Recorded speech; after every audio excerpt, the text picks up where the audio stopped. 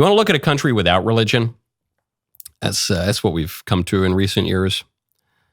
And it's not great.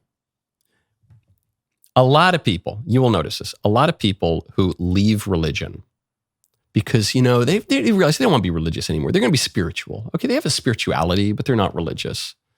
Or the people say, I don't want that organized religion. I like more disorganized religion? Yeah, I don't like the rules, especially, you hear this especially when people leave the Catholic Church. It's often not that they leave the Catholic Church because they disagree with some dogma or doctrine.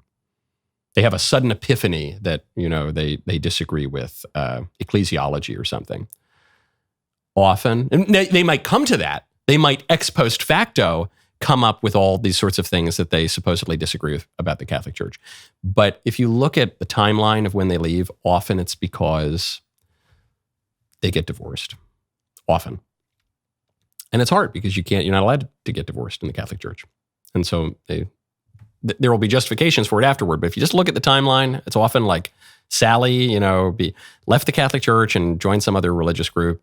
And, now she's explaining all the terrible heresies of the Catholic Church, supposedly. But if you look at it, it's like Sally gets divorced in 2017. She comes to her religious epiphany in 2018, and you say, that timing's a little suspect. It's off. It's not that sexual sins are the worst sins. It's that they're so common. They might be the most common. And they're so human because sex is so much a part of who we are that the sexual sins often lead us astray. This has been true of heretical and schismatic groups going back to antiquity.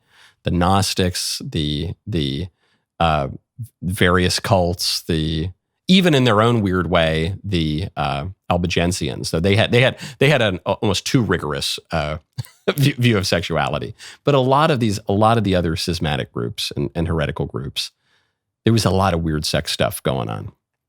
You see this especially in the East, a lot of weird, freaky sex stuff. That's how they get you. So Gen Z has been engaging in a lot of freaky, weird sex stuff. They think they're the opposite sex, and they engage in polyamory and polycules. And so, okay. Turns out it's not all roses when you engage in freaky, weird sex stuff. Some of them are finding that they're actually going to get divorced. Some of them are finding the gods of the copybook headings are reasserting themselves. What does the New York Times say about this? I've lost my headline. When this printed, it actually didn't give me my headline. I'm sorry that I can't point you to the article. Gen Z divorce. Just a couple paragraphs. In 2021, Kira Benson, a violinist living in Seattle, knew it was time to get a divorce. Ending their 2-year lavender marriage wasn't an easy decision, but the musician had a supportive ally. Now, it's unclear if the there refers to the couple or if it refers to the individual, because sometimes the producers are now telling me what the headline was. If you want to look it up, it's what does Gen Z divorce look like? Ending their 2-year lavender marriage wasn't an easy decision, but the musician had a supportive ally. Quote, if you have to dump your ex-husband, Mix Benson said. Mix, not Mr., not Ms., not Miss, not Mrs., Mix. That's like the androgynous prefix, I guess. I don't know. Mix Benson said, if you have to dump your ex-husband, co-dump him with his mistress.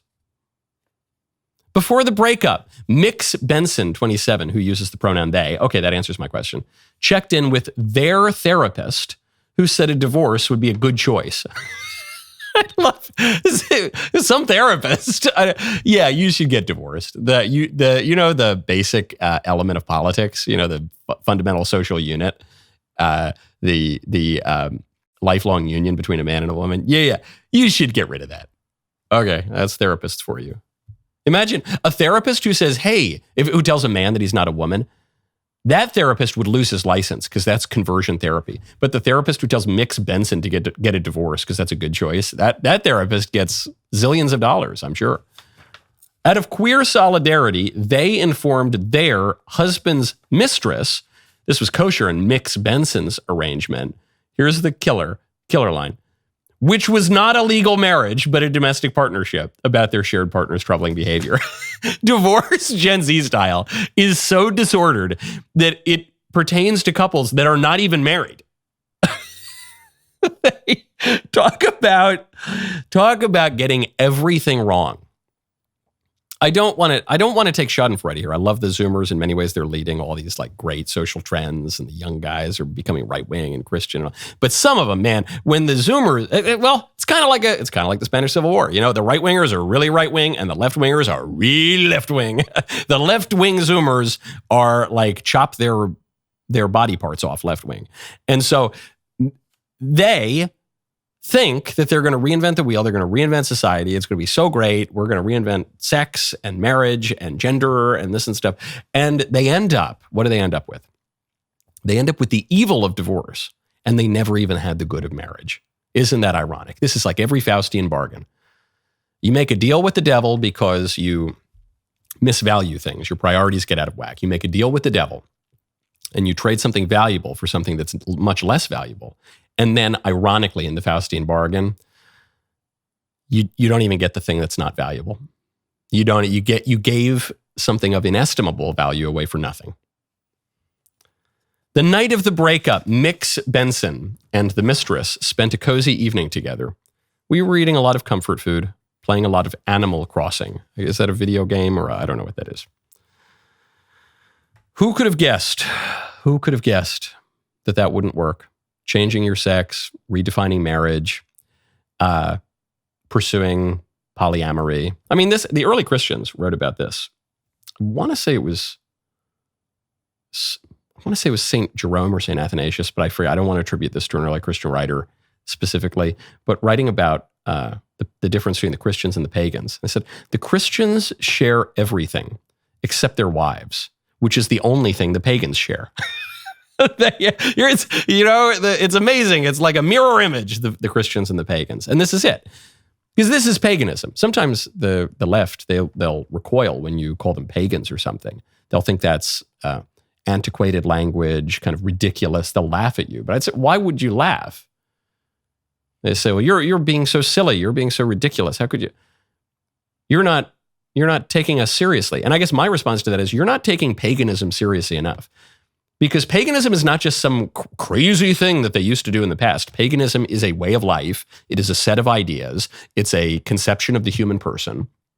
And it's existed in every age and in every place.